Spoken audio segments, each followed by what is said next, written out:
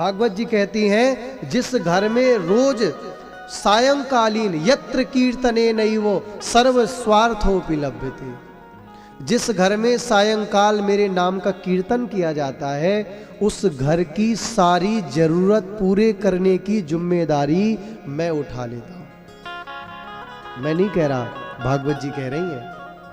यत्र कीर्तने नैव सर्व स्वार्थोपि लभ्यते, जहां पर मेरा कीर्तन होता है, जहां पर मेरी कथा होती है, वहां पर सारे स्वार्थों की पूर्ति मैं करता हूं।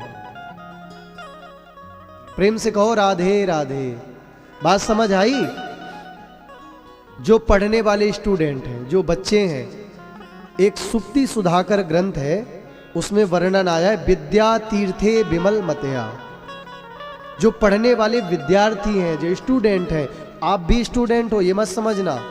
ये लोग एग्जाम्स वगैरह पढ़ाई करते हैं, यूनिवर्सिटी की पढ़ाई करते हैं, कुछ बन जाते हैं तो भरण करने की व्यवस्था करते हैं। और क्या करोगे इससे ज्यादा? संसार का पद प्रतिष्ठा मान सम्मान सब झूठा, लेकिन पाना भी जरूरी है। नहीं पाएंगे तो चलेगा कैसे जीवन? लेकिन है हम सब स्टूडेंट। अगर ये यूनिवर्सिटी के स्टूडेंट हैं तो हम सब भगवान के पथ के पथिक स्टूडेंट हैं। ऐसा तो नहीं कि नहीं है। तो हम हैं सब विद्यार्थी। तो लिखा है विद्या तीर्थे विमल मतया। विद्यार्थी को कहीं न जा पाए तो कोई बात नहीं, भगवान की कथा से केवल प्रेम करे। अगर किसी मंदिर का दर्शन नहीं कर पाते पढ़ने लिखने वाले बच्चे तो चलेगा।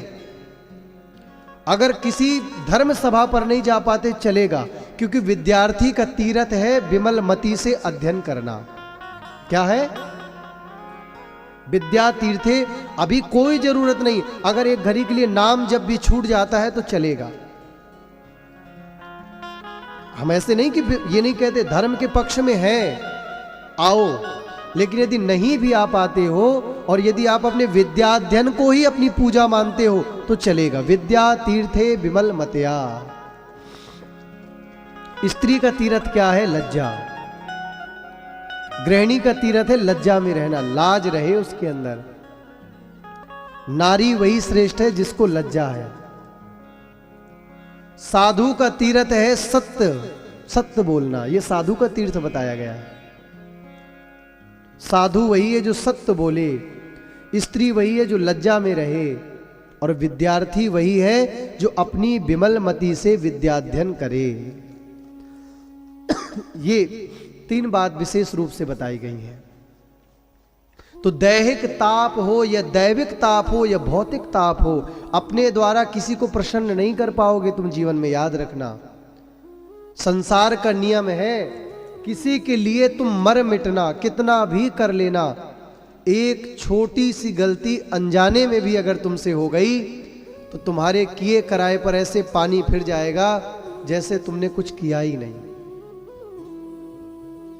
आप करके देखना, कितना भी किसी के लिए करिए, अंत में बात आई है भौतिक तापा। क्या बात है? भौतिक ताप, भौतिकता, भौतिक संसार, लौकिक जगत। इसलिए भैया अपने भगवान प्रसन्न है तो सब प्रसन्न है।